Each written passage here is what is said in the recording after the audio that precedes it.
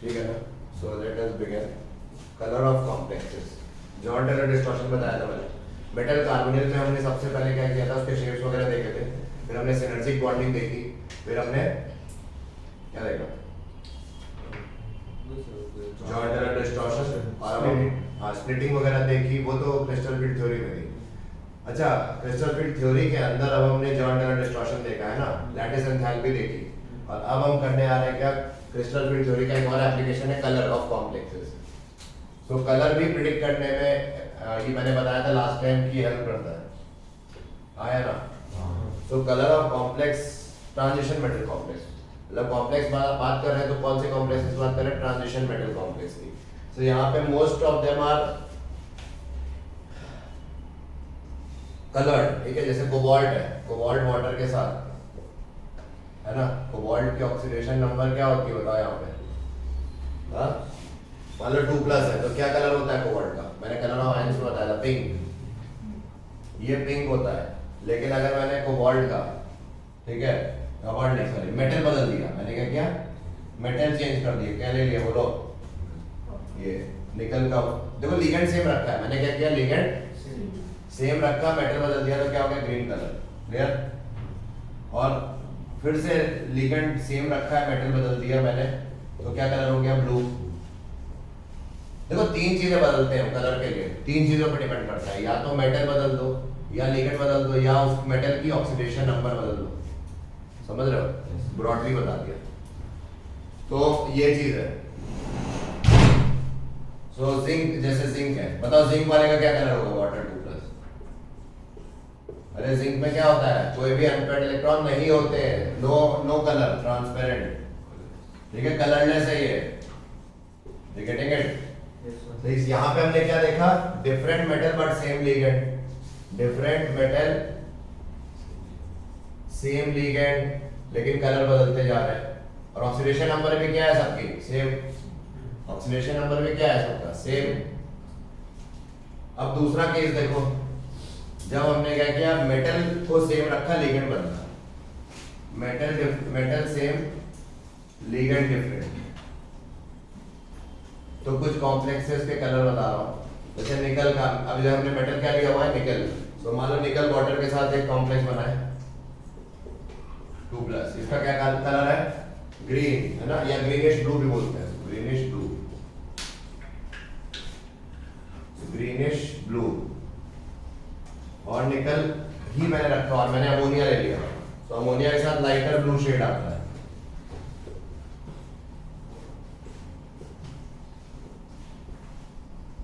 और निकल ही रखा और ईएन ले लिया, इथिलीन डायमीन, तो क्या आएगा बताओ, और स्ट्रॉन्ग लिगेंड है तो और एनर्जी गैप पड़ेगा, तो जो वेवलेंथ आएगी वो कम आएगी, और कम वेवलेंथ वायलेट कलर की होती है, ब्लू की होती है, तो डार्कर ब्लू आएगा।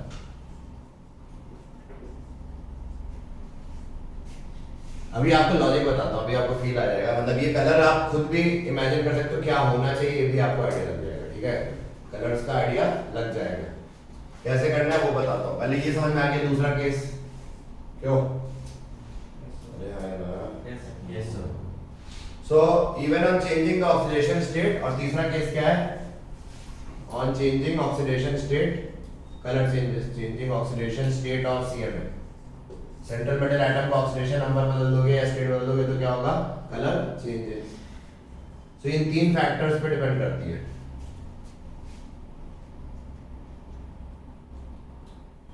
जैसे वेनेडियम है ना, वेनेडियम V3+ जो है, V3+ आयन, वाटर के साथ जब वेनेडियम होता है तो उसका कलर क्या होता है, येलो, क्या होता है, अगर ये वेनेडियम वाटर के साथ हमने एक कॉम्प्लेक्स बनाया तो उसमें येलो कलर है। और वही अगर मैंने वेनेडियम 2+ लिया वाटर के साथ तो क्या हो गया, अपीयर्स वायलेट, समझ रहे हो, उल्टा हो गया। सो ये ऑक्सीडेशन नंबर चेंज होने से भी क्या हुआ, कलर इफेक्ट हो गया। सो ये चीज हमारी कलर ऑफ कॉम्प्लेक्सेस में है। अब हमें समझना है ऐसा क्यों होता है। देखो ये जो गैप है हमारे पास, मान लो हमने कोई ऑक्टाहेड्रल कॉम्प्लेक्स लिया तो T2G Eg लेवल बताइए, ये Eg लेवल है ना, और ये D2G लेवल है, तो इलेक्ट्रॉन जो यहाँ है मान लो और ऐसे इलेक्ट्रॉन भरे होंगे, तो पहले व्हाइट लाइट है, क्या है, पहले तो समझ लो कि व्हाइट लाइट अगर पूरी एब्जॉर्ब हो गई, आपको कलर व्हील बताया था, कलर व्हील बताया था विबग्योर। तो यहाँ पे वायलेट एब्जॉर्ब होगा तो येलो ट्रांसमिट होगा, दिखेगा कैसा येलो। अगर ऑरेंज एब्जॉर्ब हुआ तो दिखेगा कैसा ब्लू, ब्लू कलर हमारी आईज तक पहुंचेगा। सो जो वेवलेंथ एब्जॉर्ब हो गई क्या वो हमारी आईज तक पहुंचेगी? नहीं, है ना। जो एब्जॉर्ब हो गई किसके द्वारा? इलेक्ट्रॉन को एक्साइट करने के। मान लो यहाँ से इलेक्ट्रॉन जंप कराना था, है ना, हमने व्हाइट लाइट दी, 7 कलर्स दी है, मान लो आई अभी नहीं लिख रहा हूँ प्योर, ठीक है, आई नहीं लिख रहा हूँ, बाकी सारे इस कलर व्हील के ये सब गए, है ना। और क्या हुआ कि इसमें से 2 वेवलेंथ एब्जॉर्ब हो गए, मान लो ग्रीन और येलो एब्जॉर्ब हो गई। क्या एब्जॉर्ब हुई? ग्रीन और ये क्या बोलेंगे? एब्जॉर्ब हुई। तो जब एब्जॉर्ब हुई तो ट्रांसमिट क्या हुई? एब्जॉर्ब मतलब किसने एब्जॉर्ब की? इस इलेक्ट्रॉन ने एक्साइट होने के लिए, यानी कि डी टू डी ट्रांजिशन हुआ ना, ये डी लेवल है, ये भी एक डी है, तो डी डी ट्रांजिशन बोलते हैं इसको। Colour of complex is due to d d transition, ठीक है। D d transition is the reason for colour of complexes, ठीक है, शॉर्ट में अगर बोले। किस लेवल से? Lower level to higher level से एक्साइट करते हैं तो कुछ वेवलेंथ्स एब्जॉर्ब होती है, ठीक है, और जो एब्जॉर्ब होती है वो ग्रीन और येलो मान लो एब्जॉर्ब हुई तो ट्रांसमिट क्या होगी? रेड और वायलेट, ब्लू, ऑरेंज, रेड, है ना, ये ट्रांसमिट हो जाएंगे। Violet, blue, orange, red. क्या ग्रीन और येलो ट्रांसमिट हो गए? क्यों? एब्जॉर्ब हो गए। एब्जॉर्ब हो गया तो ट्रांसमिट ही हुआ, यानी हमारी आईज तक we are able to see this, ठीक है, ये ट्रांसमिटेड। क्लियर? फील आ गई? तो जो भी कलर एब्जॉर्ब होगा उसको छोड़ के बाकी सब हमें दिखने लगेंगे। एब्जॉर्ब किसने किया? इस इलेक्ट्रॉन ने एनर्जी एब्जॉर्ब की और जंप किया, और जंप किया तो क्या हुआ? थोड़ी देर बाद जब वो वापस आया है ना, एनर्जी लूज करेगा वो 10 पावर 8 -8 सेकंड बाद, तो अब वो जब एमिट करेगा वो कौन सी ट्रांसमिट करेगा? तो वो वापस आएगा तो ट्रांसमिट क्या किया उसने? ये इन कलर्स को, क्योंकि उसने एब्जॉर्ब जो किया उसको छोड़ के बाकी सब कॉम्प्लीमेंट्री ट्रांसमिट हो जाएगा। ठीक है, क्लियर हो गया?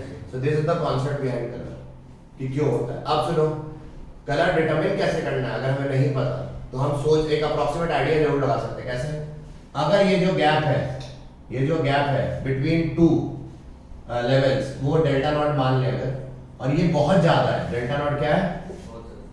बहुत ही ज्यादा है, तो बताओ यहाँ से यहाँ इलेक्ट्रॉन को जंप कराने के लिए ज्यादा एनर्जी चाहिए या कम? ज्यादा। तो डेल्टा नॉट ज्यादा तो एनर्जी ज्यादा, तो वेवलेंथ क्या होगा? कम, क्योंकि E is equal to hc by lambda formula पता है। तो एनर्जी ज्यादा चाहिए तो वेवलेंथ क्या चाहिए होगा? यानी कि अगर मुझे जंप कराना है तो मुझे ज्यादा एनर्जी की लाइट देनी है, यानी कि कम वेवलेंथ की लाइट देनी है। कम वेवलेंथ मतलब वायलेट के साइड हो गया, वायलेट वाली साइड कम होती है ना, विबग्योर में वायलेट वाली इज द लीस्ट। सो अगर वायलेट लाइट इसने अब्सॉर्ब की तो ट्रांसमिट क्या करेगा? उसका कॉम्प्लीमेंट्री येलो के आसपास करना चाहिए। समझ रहे हो मैं क्या कह रहा हूँ? सो अगर गैप बहुत ज्यादा है तो वो एब्सॉर्ब वायलेट करेगा, यानी कि हाई एनर्जी लाइट करेगा, यानी कि लो वेवलेंथ लाइट करेगा। समझ रहे हो? तो जो ट्रांसमिट करेगा उसका कॉम्प्लीमेंट्री कर देगा। फील आ गई? इस तरह से तुम इमेजिन कर सकते हो। और अगर यही गैप बहुत कम आया, मान लो ये हमारा लेवल है और ये गैप बहुत कम है, ऐसा है, मतलब इतना छोटा सा गैप है, तो बताओ इसने इसको एक्साइट करने के लिए ज्यादा एनर्जी लगेगी कम? कम एनर्जी मतलब ज्यादा वेवलेंथ, मतलब रेड एब्सॉर्ब करेगा। वेवलेंथ ज्यादा मतलब रेड भी साइड पे होगा, तो रेड एब्सॉर्ब करेगा तो कॉम्प्लीमेंट्री ग्रीन दिखेगा। तो हमारी आंखों तक यहाँ पे हमें ग्रीन कलर दिखेगा इस कॉम्प्लेक्स का, और यहाँ पे हमें क्या दिख रहा था? येलो, क्योंकि वायलेट लाइट एब्सॉर्ब हुई थी ना। मैं एक आइडिया दे रहा हूँ, तो जितना गैप बढ़ेगा उतना वायलेट एब्सॉर्ब करेगा, और जितना गैप कम होगा उतना रेड एब्सॉर्ब करेगा। ठीक है, फील आ गई? तो ये लॉजिक से आप दिमाग लगा सकते हो एग्जाम में कैसे सवाल कर रहे हैं। तो ये नोट कर लो पहले।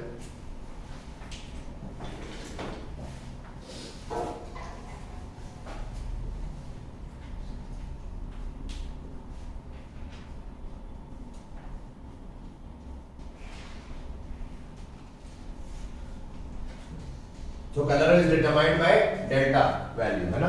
कलर ऑफ कॉम्प्लेक्स कौन डिटरमाइन कर रहा है?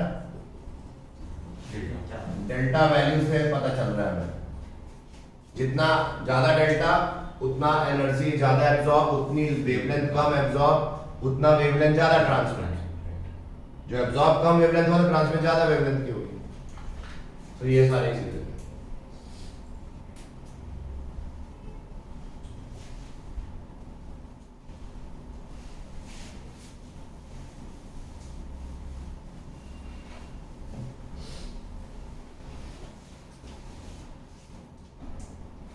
जैसे एग्जांपल में लिखता हूँ यहाँ पर समझाने के लिए VH2O 3+ और एक यहाँ लिख रहा हूँ VH2O 2+।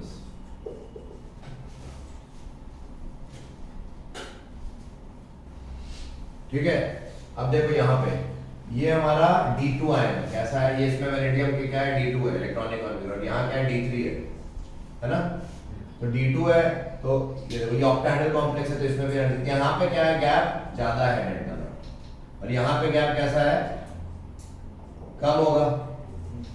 तो आपको ये कॉम्प्लेक्स मैंने बताया कैसा दिख रहा है बताओ, येलो कौन सा V3+ वाला क्यों दिख रहा था, क्योंकि ये हाई एनर्जी चाहिए होगा ना इसको एक्साइट करने में, जंप कराने में, यानी कि वायलेट वाली चाहिए होगी, जो एमिट करेगा वो लो एनर्जी करेगा, मतलब रेड या येलो, मतलब उसका कॉम्प्लीमेंट्री क्या है वायलेट का, येलो एमिट करेगा, इसलिए ये येलो दिखेगा कॉम्प्लेक्स। एब्जॉर्ब वायलेट करेगा और ट्रांसमिट करेगा, मतलब दिखेगा कैसा येलो।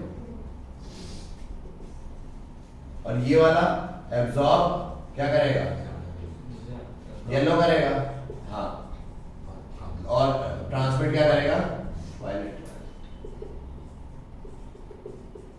क्योंकि गैप कम है तो वेवलेंथ यहाँ कम ज्यादा लगी ना, अरे एक इलेक्ट्रॉन को एक्साइट करने में एनर्जी कम लगी तो वेवलेंथ क्या लगी ज्यादा, और वेवलेंथ ज्यादा मतलब थोड़ा येलो के साइड के अगर उसने अब्सॉर्ब किया तो एमिट क्या करेगा कम वेवलेंथ वाली येलो से कम, तो यानी कि येलो का कॉम्प्लीमेंट्री वायलेट। एग्जांपल दे दिया, तो इस तरह से आप एक आइडिया लगा सकते हो। सो डेल्टा अगर लार्ज होगा तो light of lower wave energy यानी कि हायर वेवलेंथ इज एमिटेड। ठीक है, इफ डेल्टा इज लार्ज, क्या नोट लिखेंगे यहाँ पे,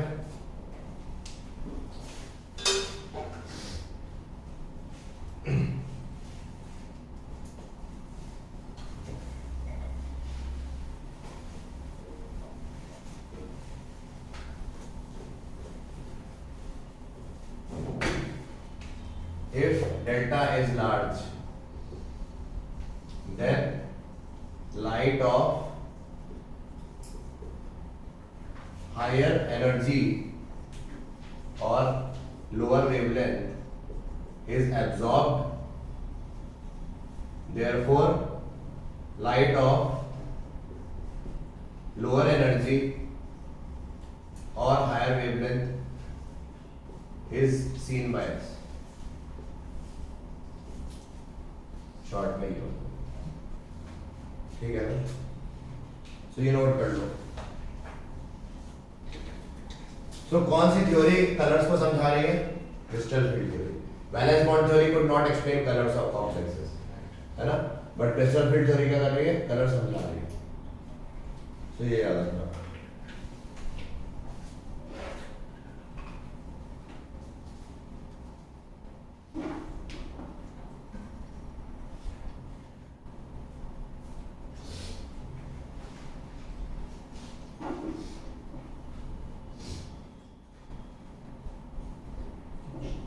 अब मैं आपको कोई कॉम्प्लेक्स दे रहा हूँ, 4 कॉम्प्लेक्स दे रहा हूँ, आप मुझे बताओ कि किसका क्या एक्सपेक्टेड कलर हो सकता है। आपको मैच द फॉलोइंग करके दे सकते हैं कॉम्प्लेक्स और उसका कलर नहीं भी पता तो आपको एक्सपेक्टेड पता होना चाहिए। सीक्रेट क्या है उसका, ऑर्डर में अरेंज करना, लिगेंड स्ट्रेंथ। देखो मैं आपको बताता हूँ, आप मुझे बताओ अगर लिगेंड स्ट्रॉन्ग रहेगा, है ना, मान लो मेटल है और ये लिगेंड है, और ये लिगेंड कैसा है स्ट्रॉन्ग, तो स्ट्रॉन्ग लिगेंड क्या करता है, पेयरिंग करा देता है। तो यानी कि पेयरिंग करा रहा है, क्यों करा रहा होगा, मतलब लो स्पिन कॉम्प्लेक्स बन रहा है। और लो स्पिन कॉम्प्लेक्स कब बनता है, जब पेयरिंग एनर्जी कम होती है। पेयरिंग एनर्जी कम होती है स्ट्रॉन्ग लिगेंड में, बताया था ना। इसको पेयरिंग एनर्जी क्या देनी पड़ेगी, पेयरिंग के लिए कम एनर्जी देनी पड़ेगी, क्योंकि स्ट्रॉन्ग लिगेंड नेचुरली पेयरिंग करा रहा है और पेयरिंग एनर्जी कम है गैप से, तो यानी कि गैप बहुत ज्यादा रहा होगा ना स्ट्रॉन्ग लिगेंड के केस में, है ना। तो जब भी स्ट्रॉन्ग लिगेंड दिखे तो समझना कि वो जो गैप है वो बहुत ज्यादा है। ठीक है, ट्रिक बता रहा हूँ, ये ट्रिक है सवाल बनाने के लिए। और जब भी वीक लिगेंड दिखे तो क्या है, एल यहाँ पे अगर वीक लिगेंड है तो फिर हम क्या बोलेंगे, पेयरिंग एनर्जी, जो पेयरिंग के लिए जो एनर्जी चाहिए वो क्या होगा, will be much greater than delta. तो वो फिर वो तो गैप क्या होगा, कम, है ना, डेल्टा कम है ना, यानी कि जो गैप है, समझ लो मैं क्या कह रहा हूं। तो यहाँ पे अगर स्ट्रॉन्ग लिगेंड है तो क्या होगा, स्ट्रॉन्ग लिगेंड पेयरिंग पहले कराएगा नीचे, तो क्या जंप करेगा? नहीं, और जंप नहीं करेगा। हमें लेकिन कलर चाहिए, कलर के लिए एक्साइट करना पड़ेगा, तो हमें इसको कितनी एनर्जी ज्यादा देनी पड़ेगी कि नहीं? तो वेवलेंथ यानी कि कम देनी पड़ी, तो हमें जो दिखेगा वो ज्यादा वेवलेंथ वाली लाइट दिखेगी हमारी आंखों में। आईज मतलब हमारी आंखों में ज्यादा वेवलेंथ वाली लाइट जाएगी। कब? स्ट्रॉन्ग लिगेंड के केस में। ठीक है, वेवलेंथ का ऑर्डर बता दो। वेवलेंथ वायलेट लाइट का सबसे कम होता है,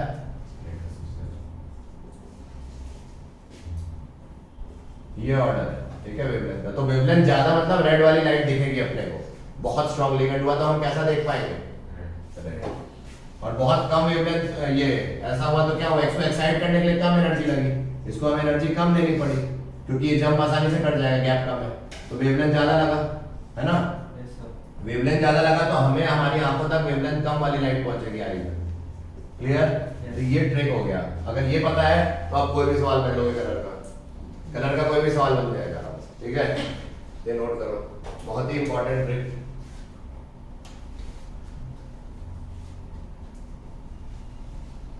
तो एक क्वेश्चन है वो करते हैं, ये बिठा दे, देख लो।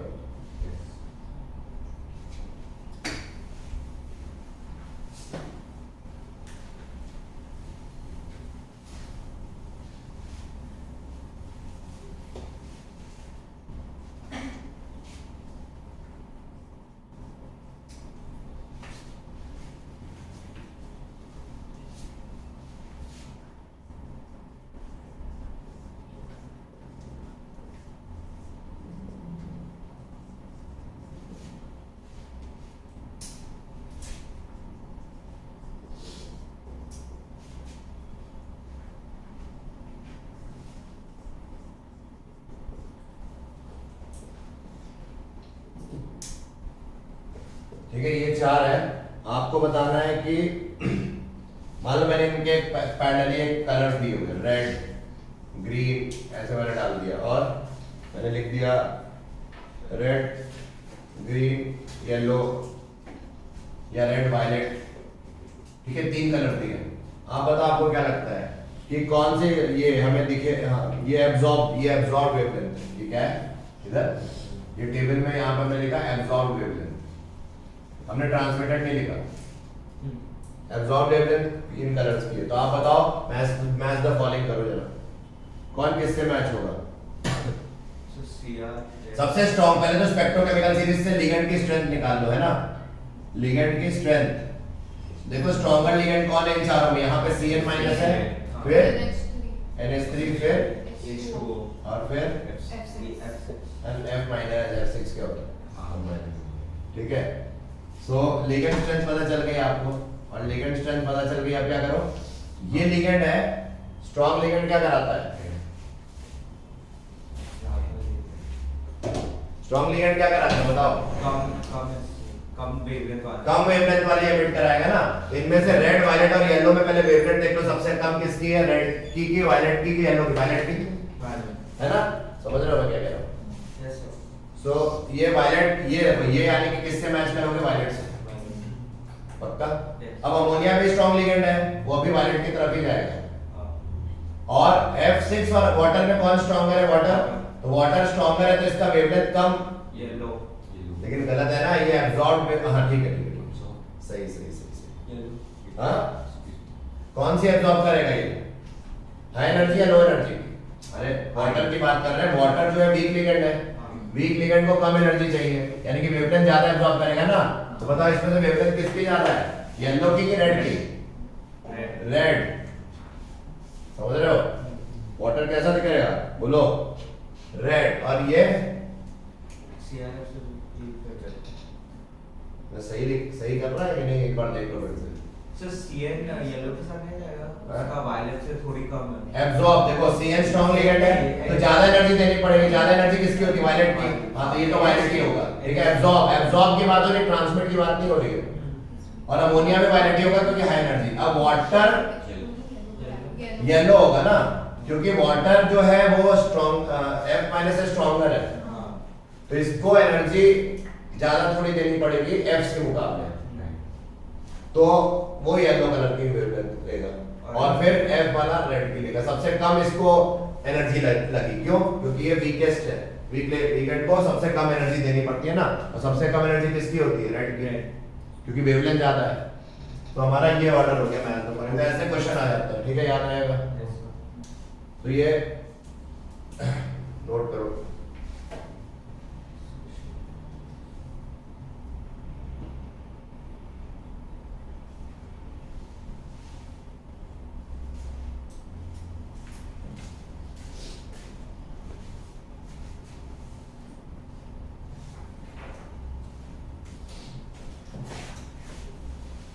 ठीक है, so this is the concept of colour, but अभी खत्म नहीं हुआ। अब हम लोग LMCT और MLCT देखेंगे, बहुत इंपॉर्टेंट, जेई में आ चुका है। ठीक है, उससे पहले आप मुझे बताओ, तो आप बताओ, आपको मालूम है कि अगर D0 कॉन्फ़िगरेशन है और D10 है ना, तो इनका क्या होगा? ऐसे ऐसे कॉम्प्लेक्सेस का क्या होगा? कलरलेस होगा। Complexes having which type of configuration? D0 और D10 कलरलेस होंगे कि नहीं, बताओ। जैसे हमने बताया क्या, CuPps3 का जो कॉम्प्लेक्स कॉपर और ये PPS3 4+, ये जो कॉम्प्लेक्स है कलरलेस होता है। क्यों? क्योंकि यहाँ पे भी कॉपर का क्या होगा? ये 10 है ना, ये हम बोल देते हैं कलरलेस होगा। एक जिंक का हमने कॉम्प्लेक्स बताया था वाटरलेस, ये भी क्या होगा? कलरलेस, क्योंकि इनमें ये है। तो ये रूल है कि नहीं, बताओ। बट ऐसा एक्सेप्शन यहाँ पे आ जाता है, क्या कुछ ऐसे कॉम्प्लेक्सेस हैं जिनमें 3D0 भी हो गया तब भी वो कलर्ड है। क्या है? कलर्ड। जैसे एग्जांपल आपका favourite d block m block में बताया था, MnO4- और Cr2O7, ये क्या पाया गया है? कलर्ड। अरे पता है ना, ऑरेंज कलर है ये, और वो पर्पल है, या पिंक, डार्क पिंक पर्पल। तो ये कैसे हो गया? अब यहाँ Mn की ऑक्सीडेशन नंबर निकालोगे, क्या है? 7। तो Mn7+ में क्या, कितने इलेक्ट्रॉन होंगे? 0। आया ना? तो भी ये कलर्ड है, ये कैसे हो गया? तो साइंटिस्ट भाई क्या किया है ना। और यहाँ पे इसमें भी Cr6+ है, ये भी, इसमें भी कितने इलेक्ट्रॉन? 0। तो भी ये कलर्ड है ना, स्टिल दे आर कलर्ड। सो यहाँ पे आपको ये एक्सप्लेन कैसे किया जाए, तो इसके लिए एक्सप्लेन करने के लिए इन्होंने दो कॉन्सेप्ट निकाले। एक है लिगेंड मेटल चार्ज ट्रांसफर, जिसको बोला गया LMCT, समझ रहे हो? और एक था सेकंड जो है वो मेटल लिगेंड चार्ज ट्रांसफर, उल्टा। टू एक्सप्लेन, ये क्यों आया, ये जो मैं लिख रहा हूं ये क्यों आया? To explain the colours in this. और इन सम मेटल कार्बोनिल में भी, बट कुछ मेटल कार्बोनिल क्या हो रहे थे? कलर्ड, उनमें, जबकि इलेक्ट्रॉन D10 या D0 में थे। मेटल लिगेंड चार्ज ट्रांसफर, हाँ या ना? इसको बोलते हैं MLCT। अगर शॉर्ट में बता दूं तो ये KMnO4 कलर्ड क्यों है? Due to ligand metal charge transfer, याद रखना। K2Cr2O7 कलर्ड क्यों है? Due to ligand metal charge transfer. मतलब ये आयंस क्यों कलर्ड है? Due to LMCT concept. And why are the metal carbonyls में कौन सा लग रहा है? मेटल कार्बोनिल के कलर को एक्सप्लेन करने के लिए MLCT ज्यादा लगता है और LMCT यहाँ लगता है, ठीक है, जनरली। अगर शॉर्ट में बता दें, ये जनरल है, एक्सेप्शन होने के, बट जनरली अगर देखो तो जेई में ये आ चुका है कि KMnO4 is coloured due to LMCT, MLCT, ऐसे 4 ऑप्शन थे एडवांस का, देख लो है उसमें, ठीक है। तो ये नोट करो, फिर समझते हैं LMCT क्या है, MLCT क्या है।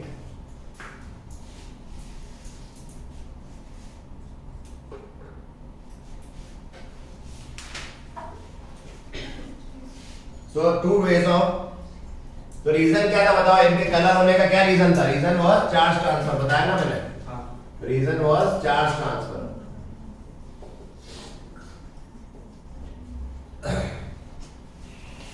तो कितने टाइप के चार्ज ट्रांसफर हो सकते हैं? 2 टाइप, हाँ या ना? या तो लिगेंड से मेटल होगा या मेटल से, आप लॉजिकली बताओ लिगेंड से मेटल कब चार्ज ट्रांसफर होगा? LMCT कब होना चाहिए? जब लिगेंड क्या हो, इलेक्ट्रॉन रिच ज्यादा हो मेटल से, मेटल क्या हो, इलेक्ट्रॉन डेफिशिएंट ज्यादा हो, तभी तो लिगेंड से मेटल चार्ज जाएगा। तो यही चीज है। तो occurs when metal has very high oxidation state, occurs when metal has very high oxidation state. बताओ हमारे इन दोनों कॉम्प्लेक्सेस में ऑक्सीडेशन स्टेट बहुत हाई है कि नहीं, इसीलिए यहाँ पे ऐसा होगा। MnO4 माइनस, और इसमें क्या है, Cr में +6 और +7 है ना, very high oxidation state, in fact highest in the respective period. So इसलिए यहाँ पे कैसा होगा, LMCT। So occurs when metal has very high oxidation state। तो मतलब जब D0 होता होगा, हाँ, D0 जनरली, ठीक है, एंड इज इलेक्ट्रॉन डेफिशिएंट, तब ये LMCT ऐसे मॉलिक्यूल्स में होता है। और इनमें ट्रांसफर ऑफ इलेक्ट्रॉन फ्रॉम, जैसे मान लो कोई क्लोराइड है ना, तो उसके p ऑर्बिटल से p to d ट्रांसफर हो जाता है ना, p ऑर्बिटल से क्या, लिगेंड के, ये p ऑर्बिटल किसका, लिगेंड का, और d ऑर्बिटल जनरली मेटल का, है ना, जो सेंट्रल मेटल एटम है, p से d में ट्रांसफर होता है, ठीक है, क्लियर हुआ। Yes sir. तो इस तरह से बॉन्डिंग होती है यहाँ पे। और यहाँ इसको बोलते हैं यू सिमेट्री, जब इसमें होता है तो बोलते हैं यू सिमेट्री, ये हमें नहीं पढ़ना है, और इसको बोलते हैं जी सिमेट्री, ये तुम्हारे सिलेबस में नहीं है, तो बस लिख दिया, इसको नहीं भी समझे तो कोई बात नहीं, बस इतना अभी याद रखना कि ये कब हो, इसमें क्या इन्वॉल्व है। और तीसरी चीज है कि common for pi donor ligands, आपको मैंने बताया था, कॉमन फॉर क्या भाई, पाई डोनर और पाई एक्सेप्टर होते हैं ना, तो पाई डोनर लिगेंड्स के लिए ज्यादा कॉमन है, जहां पे पाई डोनर लिगेंड्स हो, जैसे कि OH minus O2 minus, example F minus O2 minus OH minus N3 minus, ये सारे क्या है, पाई डोनर लिगेंड्स, मतलब पाई से ही डोनेट करते हैं। और ये हो गया एग्जांपल, क्या है यहाँ पे हमने बताया KF4 और K2Cr2। तो ये सारी बातें हो गई LMCT की, इससे ज्यादा आपको नहीं पढ़ना LMCT, ठीक है, रिस्पॉन्सिबल। और इसमें ये कौन से सिस्टम से, D0 ना, तो D0 कॉम्प्लेक्सेस में ये LMCT होता है, सब में नहीं होता है, ये नहीं कि जिंक पे डाल दिया, सब में नहीं, कुछ कॉम्प्लेक्सेस में जो ज्यादा हाई ऑक्सीडेशन, जिंक थोड़ा करेगा 7+, 6+, जनरली Mn और Cr के ही कॉम्प्लेक्स में ऐसा होता है, ठीक है। तो ये LMCT हो गया, इससे ज्यादा नहीं जाता है, और कोई भी पॉइंट इसके बाहर नहीं आ सकता। और सेकंड है MLCT, देखते हो, पहले नोट कर लो।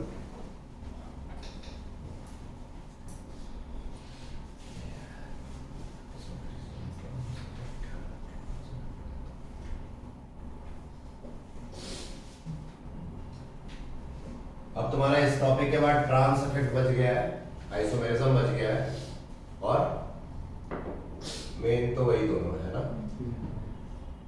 और स्टेबिलिटी ऑफ कॉम्प्लेक्सेस बच गया है, तीन चीज, और फिर एप्लीकेशन। तो टोटल 4 चीजें बच गई है। हाँ? आज ट्राई करते हैं, पता नहीं, तब तो मैं ऐसे 10 मिनट में करा दूँ, फटाफट अगर कराता हूँ, रिकॉर्डिंग नहीं होती 10 मिनट में फिर उठा देता हूँ, वो तो थोड़ी इज्जत दे रहा हूँ। नहीं तो आइसोमेरिज्म के फिक्स्ड केसेस है, वो मैं लिख दूंगा बोर्ड पे, हो गया, नहीं है फिर तो मैं आगे खत्म कर ही सकता, लेकिन मैं समझा रहा हूँ इस डिटेल में, भाई अच्छे से समझ लो, फायदा करेगा। रटना कम, समझना ज्यादा, मिटा देगा LMCT।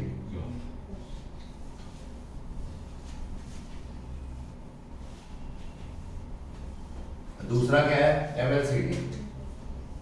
बताओ ये कब होगा, आप खुद सोचो, अगर मेटल इलेक्ट्रॉन रिच हो जाए, है ना, मतलब जब मेटल क्या हो, न्यूट्रल और नेगेटिव मेटल हो, सेंट्रल मेटल एटम कैसा हो, न्यूट्रल या नेगेटिवली चार्ज हो, समझ रहे हो मैं क्या कह रहा हूं, सेंट्रल मेटल एटम क्या है, न्यूट्रल या नेगेटिव ऑक्सीडेशन स्टेट हो, तब हम बोलेंगे क्या, भाई मेटल क्या करेगा, लिगेंड से इलेक्ट्रॉन ले भी सकता है और उसको दे भी सकता है ना, तो ये कैसे लिगेंड्स यहाँ पे चाहिए होंगे। अच्छा पहले उससे पहले, जैसे पाई स्टार ऑर्बिटल से इलेक्ट्रॉन, है ना, पाई स्टार किसका, CO का, उससे इलेक्ट्रॉन किसको जा रहे थे, अरे मतलब उसमें इलेक्ट्रॉन मेटल के जा रहे थे ना, मेटल कार्बोनिल में बताया था, मेटल किस में लेता है, पाई स्टार में, और सिग्मा से क्या करता है, CO से लेता है, बताया था। तो ये मेटल कार्बोनिल में हो गया। तो कार्बोनिल कॉम्प्लेक्सेस में जनरली ये देखा गया, कार्बोनिल कॉम्प्लेक्सेस में MLCT होता है जनरली, और favoured bye electron rich metal centres, ठीक है, ये बता दिया। पाई एक्सेप्टर्स चाहिए अपने को, पाई एक्सेप्टर बताया नहीं, पाई एक्सेप्टर लिगेंड यहाँ पे फेवर होते हैं, और चौथा हायर एनर्जी, है ना, इनकी जो यूवी रीजन में लाई करते हैं, बेसिकली इनके जो ट्रांजिशंस हैं वो हायर इन एनर्जी होते हैं देन LMCT। ठीक है, तो ये चार चीजें लिख लेना, याद हो गया, इतना ही आएगा। तो we have completed colour of complexes और then it is related to crystal field theory. तो अब क्रिस्टल फील्ड थ्योरी में और भी बहुत कुछ होता है, बट अभी के लिए हम बोल सकते हैं कि यस, और कुछ नहीं आ सकता क्रिस्टल फील्ड थ्योरी में। ठीक है, तो याद रखना OFSC क्या होता था, याद रखना, octahedral field stabilization energy, tetrahedral field stabilization energy बताया था ना, और octahedral field stabilization energy delta naught, और ये क्या था, डेल्टा टी, और delta naught is found, delta t is found 4/9 times of delta naught. तो ये फार्मूला याद रखना, इसको न्यूमेरिकल करा सकते हो सकता है डेल्टा नॉट दी और डेल्टा टी पूछो। याद रखना ये क्या है, octahedral field stabilization energy, tetrahedral field stabilization energy बता चुके। ठीक है, तो अब आगे बढ़ते हैं, बिठा दो।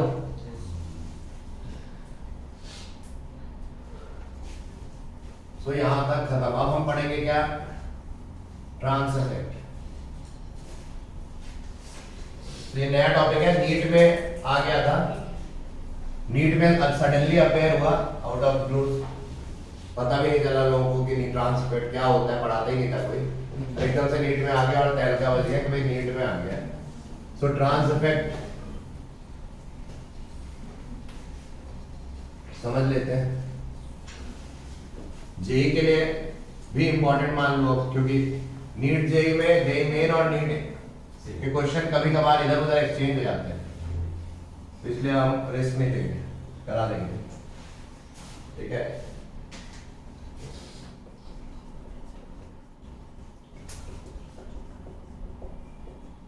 ठीक है, नोट करो पहले।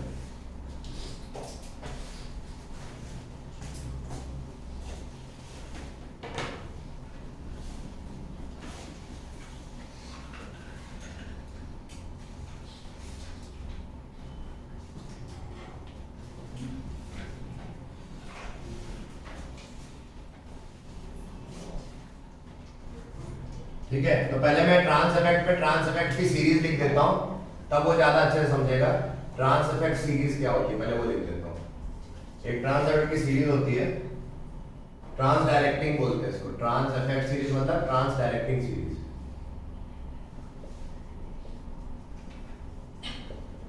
ये भी अलग अलग बुक में अलग अलग है, लेकिन हम एक जनरल ले लेते हैं जो आपको याद होनी चाहिए। ये रटना पड़ेगा आपको, ऑप्शन नहीं आपके पास, क्योंकि नीट में ये एक्सपेक्ट कर रहे थे कि रटा हुआ हो। जो क्वेश्चन आया था अभी हम देखेंगे नीट का, उसमें एक्सपेक्ट कर रहे थे कि नीट 2016 में आया था।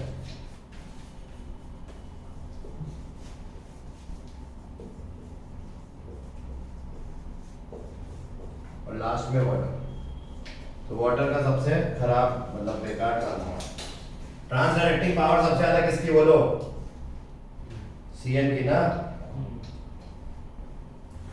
नोट करो पहले।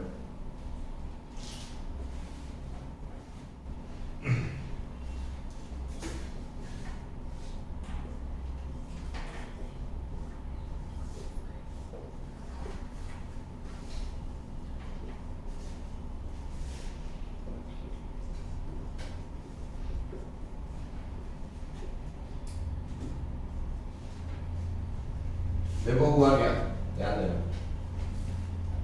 अगर कोई कॉम्प्लेक्स है, ये कैसे, ये कहां पे आकर होता है, generally observed in square planar complex. कहां पे, ये स्क्वायर प्लेनर कॉम्प्लेक्सेस में ही पाया जाता है ट्रांस इफेक्ट जनरली, मतलब इस टाइप के कॉम्प्लेक्स दिखने वाले। ट्रांस मतलब इसका ये ट्रांसपोजिशन होगा कि नहीं, तो ट्रांस इफेक्ट क्या हुआ, देखो ध्यान से। अगर रिएक्शन हुई, लिगेंड को मुझे यहां से मान लो 4 ग्रुप लगे हैं ना, अब इन चारों में मान लो ट्रांस डायरेक्टिंग सीरीज के हिसाब से मान लो Y सबसे ज्यादा क्या है, सबसे ज्यादा पावरफुल है, ट्रांस डायरेक्टिंग इफेक्ट Y का सबसे ज्यादा।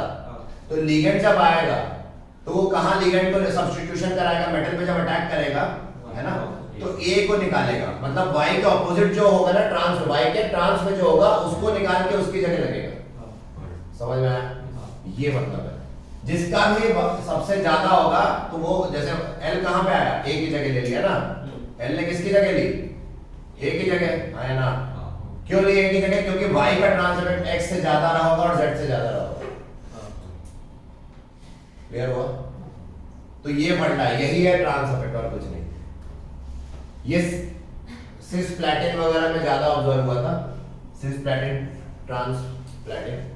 उसमें हम लोग को क्या है, उसमें हमें जो भी दवाई बनानी होती है कैंसर थेरेपी के लिए क्या लगता है, सिस्प्लैटिन। तो उसके लिए इनको 1920s की बात है, तो तब ये लोग एक्सपेरिमेंट कर रहे थे, तो इन्होंने ढूंढा कि ट्रांस डायरेक्टिंग सीरीज के हिसाब से ट्रांस इफेक्ट हो रहा है। तो हम अपने मन मुताबिक जो भी लगाना चाहते हैं कॉम्प्लेक्स में वो लगा सकते हैं, वो बना सकते हैं, डिपेंडिंग ऑन लिगेंड कैसे। ठीक है, क्लियर हो गया? तो ये नोट करो, ये ट्रांस इफेक्ट खत्म। ट्रांस इफेक्ट इतना है, मैं क्वेश्चन एक नीचे कराऊंगा, पर उससे पहले एक एग्जांपल लिख देता हूँ। ये बीएससी थर्ड ईयर में है कायदे से, बट आपके सिलेबस में इंक्लूड कर दिया, क्वेश्चन देखिए।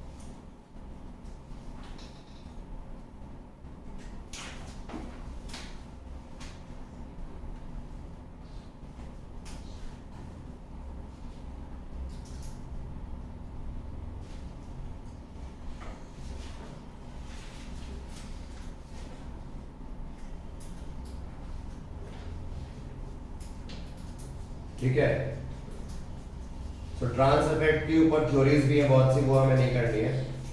Polarisation theory, pi bonding theory, ये दो थ्योरीज है ट्रांस इफेक्ट के बेसिस पे, बट वो भी हमें नहीं पढ़ना है। ठीक है, हमें ये कहाँ पे यूजफुल हुआ देखो, अगर मुझे ऐसा चाहिए था, ध्यान देना, मान लो ये है ClPt, मैं ऐसे बना दूं क्या अभी के लिए, स्क्वायर पिरामिड कॉम्प्लेक्स को अभी ऐसे बना रहा हूँ समझाने के लिए, असली में ऐसा शेप नहीं होगा।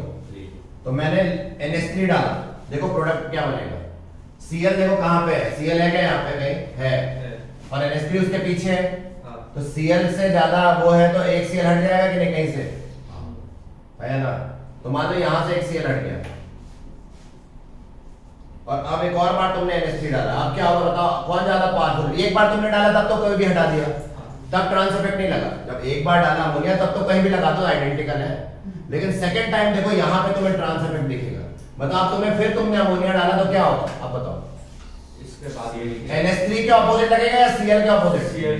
Cl के ऑपोजिट, मतलब Cl एक और ये Cl, कोई भी Cl इन दोनों में से पकड़ लो, उसके ऑपोजिट Cl लगा दो, है ना, NH3 लगा दो।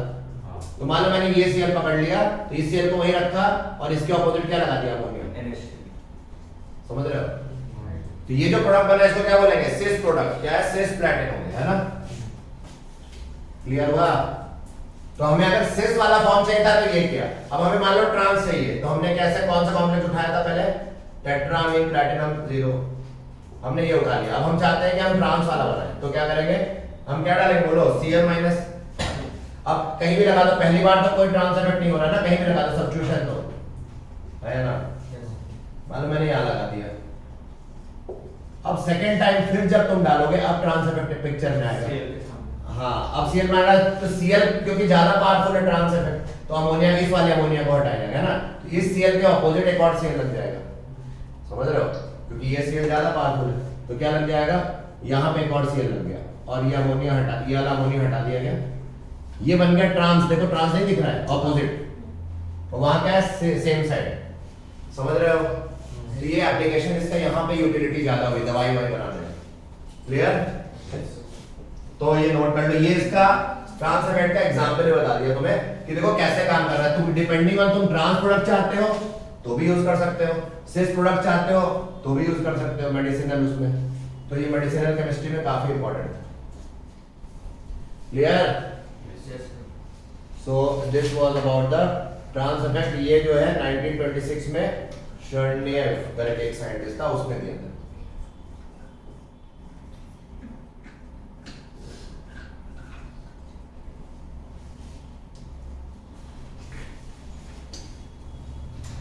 ये प्लैटिनम कॉम्प्लेक्सेस में ज्यादा देखा जाता है, ठीक है? It is observed in platinum complexes. उसने उसी पे वर्क किया था एक्चुअली, और इसने क्लोराइड और अमोनिया का ही लिया था एग्जाम्पल। ठीक है, क्लियर हो गया? तो अब एक क्वेश्चन देख लेते हैं जो नीट में आया था। हम लोग वैसे जेई का कर रहे हैं, लेकिन नीट का भी हम इंक्लूड करके दोनों मिला के कर रहे हैं, तो नीट का क्वेश्चन करेंगे हम, क्योंकि नीट में जो आया था वो मिटा दें। Yes, sir.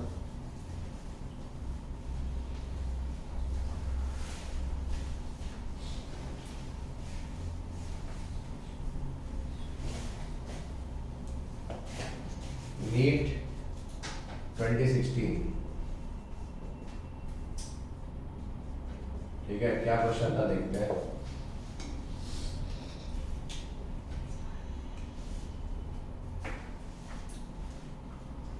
The correct order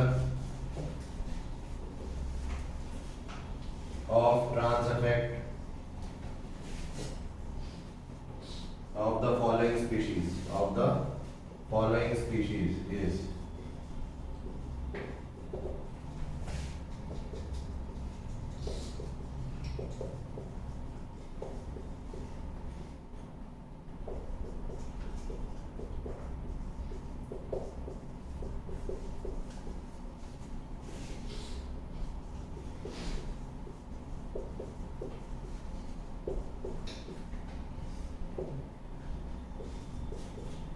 बताओ, इनमें से अभी कोई दिखा? First और last में. फर्स्ट वाला है या लास्ट वाला? Second या last. सेकंड या लास्ट? जैसे Cn माइनस यहाँ है हाँ तो second या last है. और Cn माइनस सबसे ज्यादा स्ट्रॉन्ग है। हाँ. अब ये दोनों तो नहीं हो सकते। अब सेकंड लास्ट में भी Br देखो माइनस किधर है, पीएच के पहले है बाद में है? ठीक है, यहाँ पे कहीं आएगा H है ना, तो इसके बाद में है ना, तो फिर यही हो जाएगा B. B। समझ में आया? तो नोट कर लो पीएच। मैंने मिस किया क्या? हाँ. pH है ना C6H5. C6H5 लिखा तो है ना? हाँ लिखा है उधर इसके ये है ना C6H5 इज कॉल्ड पीएच। ठीक है ना?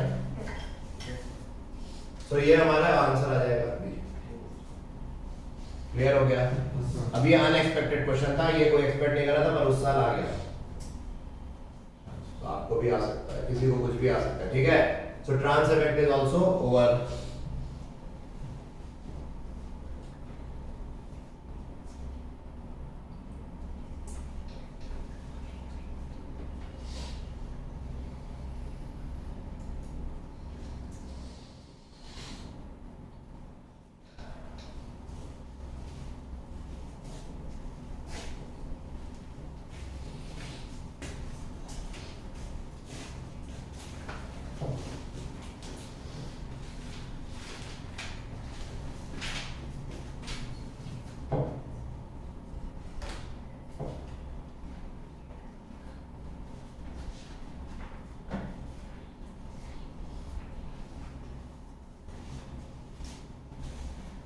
अब हम पढ़ेंगे इसके बाद जो है अपने को स्टेबिलिटी ऑफ कॉम्प्लेक्सेस पढ़ना है, और फिर आइसोमेरिज्म करेंगे।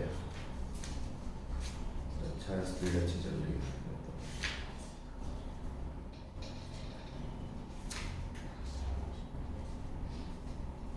ठीक है,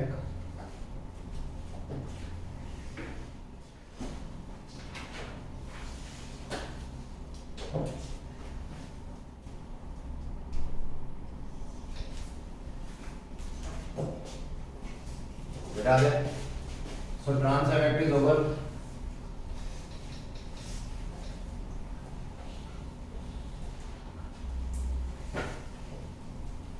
अब हेडिंग डाल लो, stability of coordination compounds.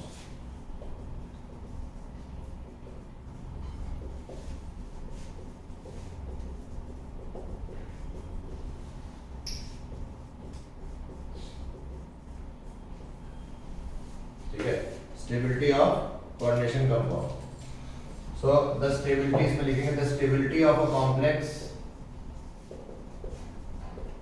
In a solution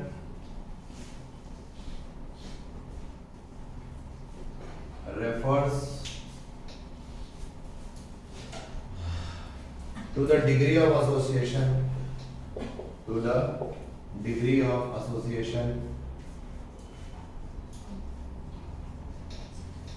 degree of association between the two species involved in the state of equilibrium. Between the two species involved in the state of equilibrium.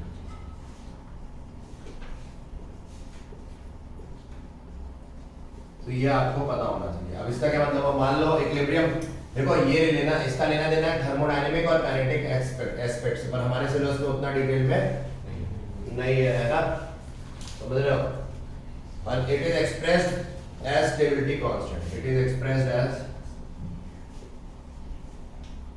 Stability constant के क्या है हमारा, stability constant. तो इस तरह से हम इसको एक्सप्रेस करेंगे, ठीक है।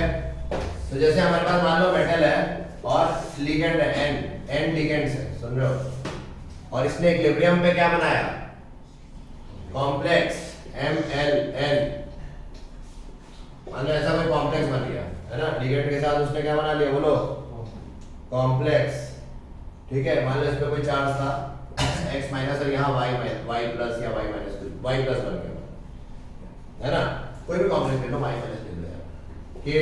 तो के क्या होता है, इक्विलिब्रियम कांस्टेंट कैसे निकालते थे आप, product concentration upon reactant concentration आया ना, समझ रहे हो।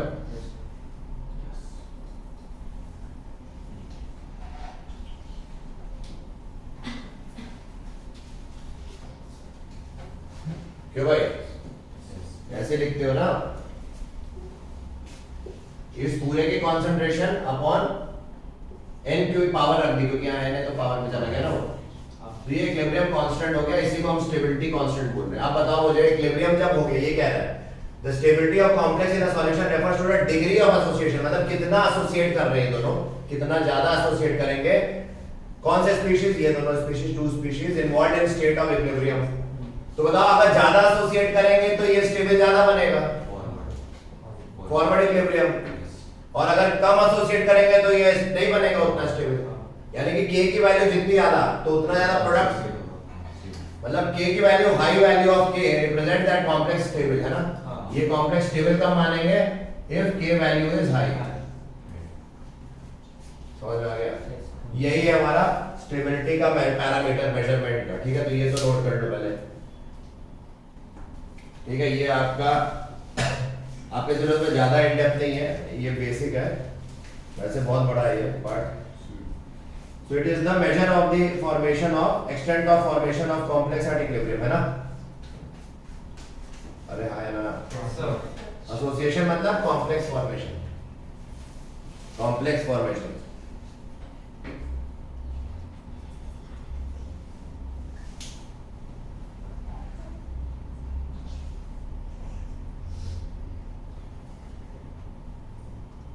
भाई स्टेबिलिटी का क्या मतलब होता है ये बताओ। अगर हम किसी चीज को काफी देर तक स्टोर कर लें तो स्टेबल कंपाउंड माना जाता है ना। लेकिन एक लिमिटेशन है कि थर्मोडायनेमिक्स की क्या लिमिटेशन है कि अगर कोई रिएक्शन होगी कि नहीं वो तो बता देता है, बट रेट ऑफ रिएक्शन बताता है क्या थर्मोडायनेमिक्स, नहीं ना। सो थर्मोडायनेमिकली कोई रिएक्शन हो सकती है पर वो बहुत स्लो भी हो सकती है ना, समझ रहे हो। तो सम रिएक्शन में भी thermodynamically feasible but kinetically unfeasible, मतलब नॉन फीजिबल, है ना। फिजिबिलिटी वहां पे, ये फिजिबल काइनेटिकली फिजिबल कुछ रिएक्शन नहीं होगी, कुछ रिएक्शन फिजिबल होगी थर्मोडायनेमिकली, मतलब वो रिएक्शन हो तो रही है पक्का है बट स्पीड बहुत स्लो हो सकती है।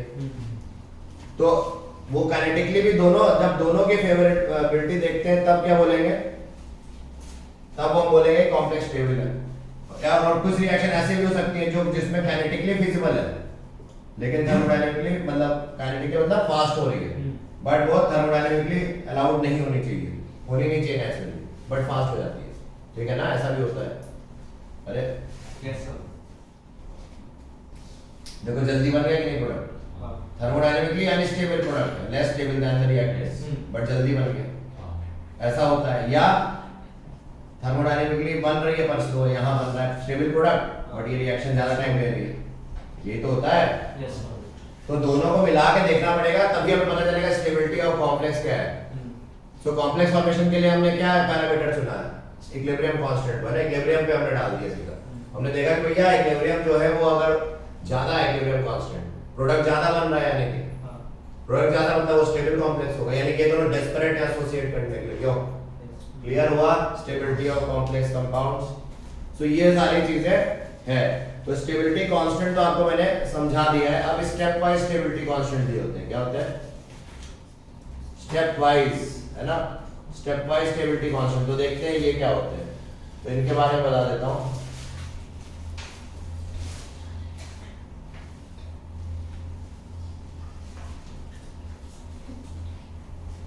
क्या हो गया? ये देखो, मान लो ऐसी रिएक्शन हुई, m प्लस l क्या बनेगा बताओ? ml, फिर ml plus l, step by step चल रहा है। एक बार में नहीं बनता है, स्टेप बाय स्टेप होता है। ये एडिशन कैसा होता है? बार बार लिखेंगे, स्टेप बाय स्टेप होता है, ठीक है। तो ये 4, मान लो ml4 बनाना था मैं, तो ये 4 बार में बना कि नहीं? मान लो इसका stability constant step wise k1 k2 k3 और बताओ k1 क्या होगा? कैसे लिखोगे? ml upon m into l। इसको कैसे लिखोगे? ml2 upon ml into l। इसको कैसे लिखोगे? ml3 upon ml2 into l। और इसको कैसे लिखोगे? ml4 upon ml3 into l। अब मल्टीप्लाई कर दो चारों, k1 into k2 into, जब ये क्या है? स्टेप वाइज स्टेबिलिटी कांस्टेंट है। और ओवरऑल स्टेबिलिटी कांस्टेंट क्या है? k। Step wise stability constant क्या है? ये 4। अब बताओ मल्टीप्लाई करो जरा, क्या मिलेगा तुम्हें? जब मल्टीप्लाई करोगे तो ये टर्म इससे कैंसिल होगा, कौन सा? ml3 से कैंसिल होगा, ml2 से कैंसिल होगा, ml से कैंसिल होगा। तो अल्टीमेटली क्या मिल जाएगा मल्टीप्लाई का? ml4 अपॉन क्या? ml4 ऊपर है, न्यूमरेटर में तो वही बचेगा, और upon ml power 4, m into l power क्या हो जाएगा? 4। सही लिखा है, देख लो। और ये किसके बराबर था? ये कब लिखते हो? जब ओवरऑल स्टेबिलिटी कांस्टेंट एक ही स्टेप में जब करते हैं। अरे यहाँ पे मैंने यहाँ पे फोल्ड लगा दिया होता अगर इधर में, है ना, इस वाली पोजीशन में जो पहले लिखे, तो यहाँ पे क्या आता है? ml4। तो यहाँ पे पावर में कुछ, यहाँ पे ml4 हो जाता कंसंट्रेशन, और यहाँ पे n की जगह 4 हो जाता, ये तो आता के। तो जब इनको मल्टीप्लाई किया तो हमें ये मिल गया, इसी को हमने क्या बोल दिया? k। So we can say that overall stability constant is the product of individual, मतलब step wise stability constant है ना? Yes sir. पक्का? Yes sir. तो कितने स्टेप में हुआ ये? 4। तो यहाँ बीटा 4 भी इसको बोल देते हैं, क्या बोलते हैं? Beta 4. बीटा लगा देते हैं, और बीटा के नीचे वो नंबर जितने स्टेप्स रिक्वायर्ड हुए, तो ये बीटा 4। समझ में आ गया क्या? Feel I? Yes sir. तो ये चीज हो गई। और ये पाया गया है k1 ग्रेटर देन k2। ये भी पूछ सकते हैं आपसे, k1 बड़ा होता है, k2 बड़ा होता है, कौन बड़ा होता है यहाँ पे स्टेप वाइज में? k2 k3 k4। क्यों? why is k1 greater than k2 greater than k3 greater than, इसमें सोचो।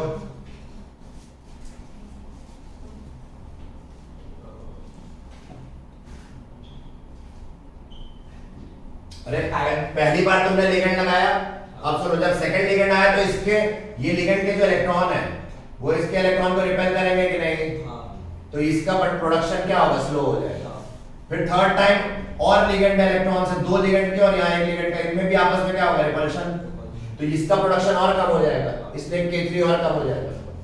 इसका इसी तरह से एकदम फाइनली मैक्सिमम रिपल्शन हो जाएगा, है ना? तो यहाँ पे k4 सबसे कम हो जाएगा, समझ रहे हो? इसलिए ऐसा हो रहा है। पूछ सकते हैं ना भाई कौन सी वैल्यू सबसे ज्यादा, तो याद रखना, नोट करो।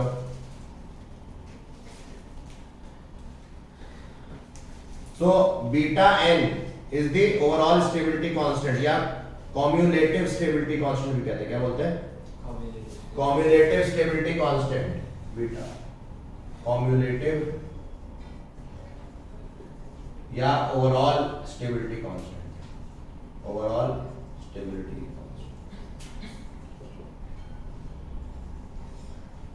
समझ में आ रहा है क्या? Yes sir.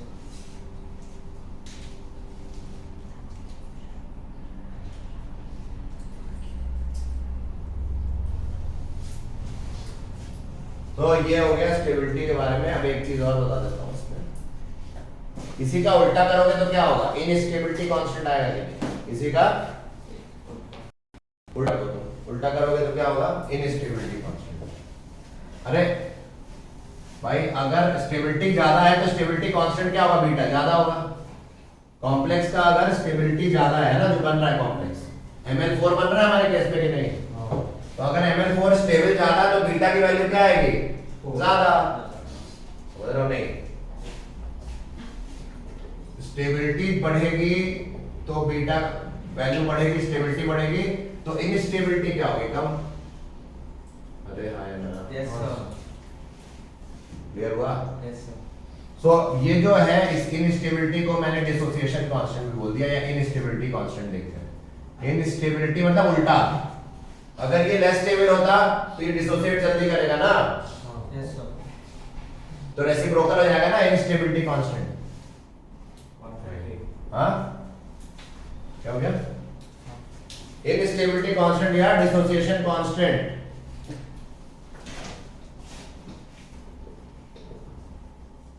ऑफ कॉम्प्लेक्स, ये क्या होता है? It is the reciprocal of stability constant. Simple, ठीक है ना? It is the reciprocal of stability formation of और स्टेबिलिटी कांस्टेंट। ठीक है, स्टेबिलिटी कांस्टेंट को एक और नाम दे रहे हैं फॉर्मेशन कांस्टेंट, ठीक है ना? इक्विलिब्रियम पे कांस्टेंट है तो इक्विलिब्रियम फॉर्मेशन कांस्टेंट, तरह तरह के नाम है इसके, समझ रहे हो? और तो अगर मैं इसको कैसे डिनोट कर दूं? k डैश कर दूं, तो k dash will be 1 by beta 4 है ना? Yes sir. हमारे केस में वैसे इन जनरल बीटा है, नंबर ऑफ स्टेप n होंगे तो बीटा है, इन जनरल क्या बोलेंगे? बीटा है। बट हमारे इस सवाल में अगर बोले फाइंड द इनस्टेबिलिटी कांस्टेंट तो बीटा 4 तक निकाला था, तो हमारे सवाल में ये चीज हो जाएगी 1 बाय बीटा 4। तो जितना ये स्टेबिलिटी बढ़ेगी उतनी अनस्टेबल होगा, मतलब उसका उल्टा, ये बढ़ेगा तो ये कम होगा, ठीक है ना? तो ये चीज बता रहे हैं इनस्टेबिलिटी या dissociation is the reciprocal of formation of stability constant, reciprocal of formation और स्टेबिलिटी कांस्टेंट।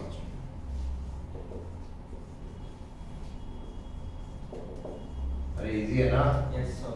तो ये अपने को लिख लो। इसमें एनसीईआरटी में एक क्वेश्चन दिया हुआ इसलिए करा दिया, एनसीईआरटी में क्वेश्चन इसलिए करा दिया। सो स्टेबिलिटी हो गई। अब किन फैक्टर्स पे डिपेंड करती है स्टेबिलिटी वो भी देख लेते हैं, नोट करो पहले ये।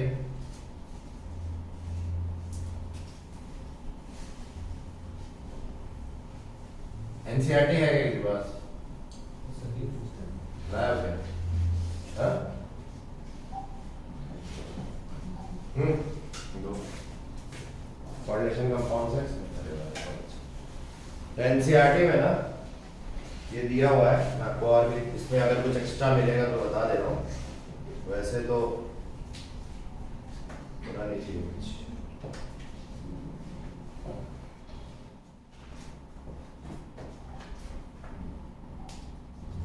कहाँ की एनसीईआरटी है? कौन सी बुक ले आया भाई? इसमें तो है ही नहीं। हाँ? नहीं एनसीईआरटी में है नहीं, वो इन्होंने क्वेश्चन दे रखा है, समझ रहे हो? इन्होंने क्वेश्चन दिया एनसीईआरटी में। भाई कौन से साल की है? अरे ये तो नया लेटेस्ट वाला ले लिया क्या तुमने? पुरानी वाली एनसीईआरटी नहीं है क्या? बताओ यार, इसमें तो कुछ और ही दिख रहा है, ये कैसे हो गया? कोई बात नहीं, कोई बात नहीं, अच्छी बात है। नहीं है तो इन टेक्स्ट क्वेश्चन में देख लेते हैं, अगर उसमें मिल जाए। यार ये एनसीईआरटी तुमने कहाँ से खरीद ली है भाई?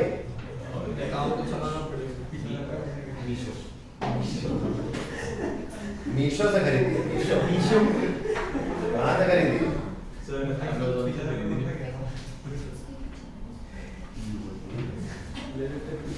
भाई तुम्हारी एनसीईआरटी तुम्हें मुबारक हो, बहुत अच्छा लगा। ठीक है, उसमें आपको अगर क्वेश्चन आया तो आप कर लेना, ठीक है? मतलब आपको ये दिया होगा k डैश तो बीटा n निकालने बोला हो, या बीटा दिया हो के निकालने बोला हो वो निकाल, ऐसे ही क्वेश्चन आते हैं। तो स्टेबिलिटी के बारे में बात कर रहे हैं, चलो चुप हो जाओ ना यार, कैसे कर रहे हैं। लिख लो, वहां पे अगर लिखना है तो फिर आगे बढ़े।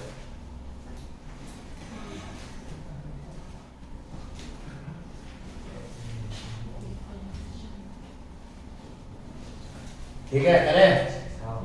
तो हेडिंग है factors affecting stability of complex. Factors affecting stability of complexes.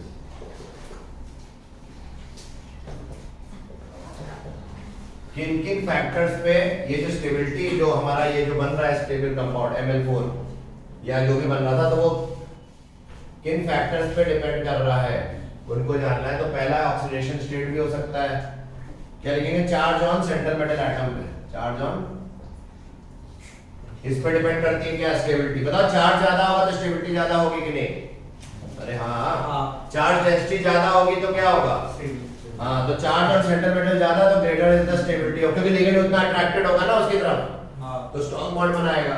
तो charge therefore is directly proportional to stability, is directly proportional to क्या? चार्ज। ठीक है, स्टेबिलिटी। हाँ, stability is directly proportional. Stability किसकी बात हो रही है? आराम से, स्टेबिलिटी ऑफ कॉम्प्लेक्स की बात हो रही है। स्टेबिलिटी ऑफ कॉम्प्लेक्स की बात हो रही है, वो किस पे डिपेंड करती है? Proportional to charge. अरे बात नहीं कर, बिना बात किए जाओ प्लीज। तो ये पाया गया, इधर देखो Fe3+ के कॉम्प्लेक्सेस ज्यादा स्टेबल हुए देन Fe2+ कॉम्प्लेक्स।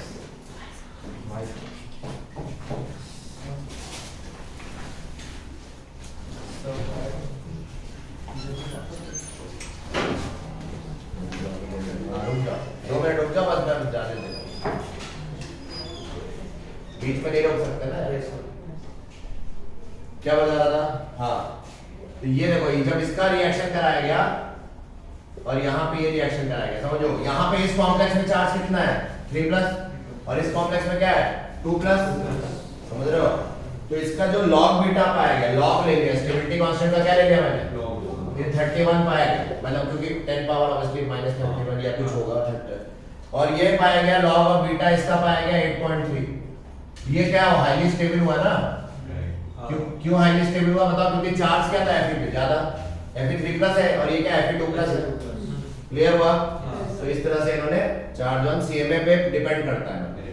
सेकंड है साइज ऑफ मेटल आयन। क्या लिख देते हैं? Size of metal ion. Metal ion के साइज पे भी डिपेंड करेगा। तो ये स्पेशली 3D सीरीज जो हमारे ट्रांजिशन एलिमेंट है, 3D सीरीज है ना। तो as size of metal ion decreases, stability increases, है ना। समझ रहे हो? तो stability inversely proportional to size of metal ion. Clear हो गया यहां तक? मेटल आयन का साइज बढ़ेगा तो स्टेबिलिटी कम होगी। तो इन्होंने जैसे Mn से लेकर जिंक तक, है ना, सबके 2+ स्टेट्स बनाए, Mn2+,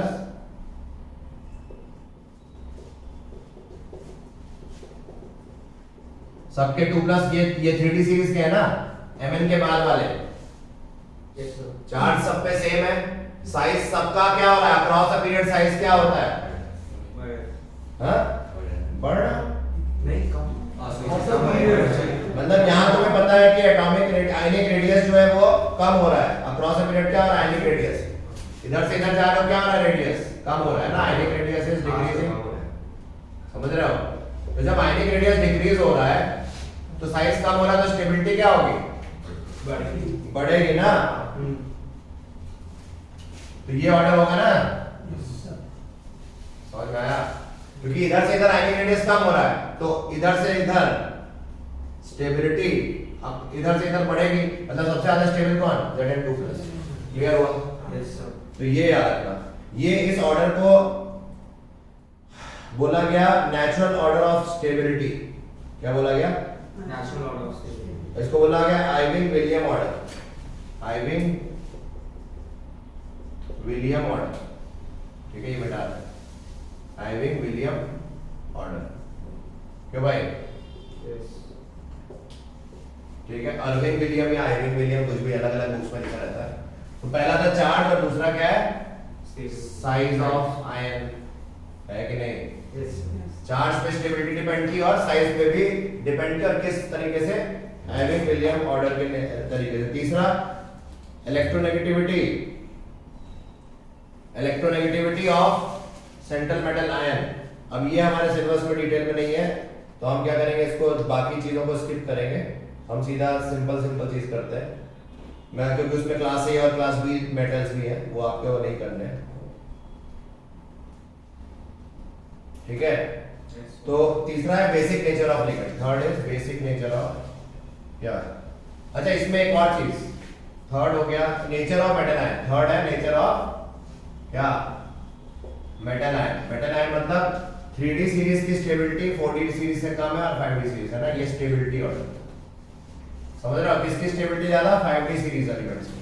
clear? Yes sir. Next basic nature of ligands, basic nature of ligands. हाँ, स्ट्रॉन्ग लिगेंड्स फॉर्म क्या? स्टेबल कॉम्प्लेक्स, बताया था ना। बेसिक नेचर मतलब स्ट्रॉन्ग लिगेंड है तो स्टेबल कॉम्प्लेक्स होगा, क्योंकि अट्रैक्शन ज्यादा होगा, डोनेशन ज्यादा होगा, बॉन्डिंग ज्यादा होगा। Strong ligand form stable complexes. और भी हैं इसके फैक्टर्स, बट अभी हमें इतने ही करने हैं। वैसे तो बहुत ढेर सारे हैं, 7-8 फैक्टर्स, लेकिन हमें क्या करना है? जो आना ही नहीं है उसको, जो आने वाला है वो बता दिया, ये ऑर्डर बता दिया, याद कर लेना, याद क्या करना समझ लिया है तुमने। ठीक है? अरे साइज कम होगा तो चार्ज डेंसिटी बढ़ेगी ना। इसका साइज क्या है? सबसे कम, तो चार्ज डेंसिटी क्या है? ज्यादा, और चार्ज डेंसिटी ज्यादा तो अट्रैक्ट करेगा ना लिगेंड को। लिगेंड को अट्रैक्ट भी तो ये करेगा, और अट्रैक्ट करेगा तो स्ट्रॉन्ग कॉम्प्लेक्स स्टेबल कॉम्प्लेक्स ज्यादा बनाएगा ना। क्लियर आया? फील आया क्यों यहाँ पे ऐसा हुआ? Yes sir. हाँ, तो ये भी कांसेप्ट समझा दिया। सो ठीक है, फैक्टर ऑफ स्टेबिलिटी अभी के लिए इतना करते हैं, फिर हम कंटिन्यू करते हैं आइसोमेरिज्म से।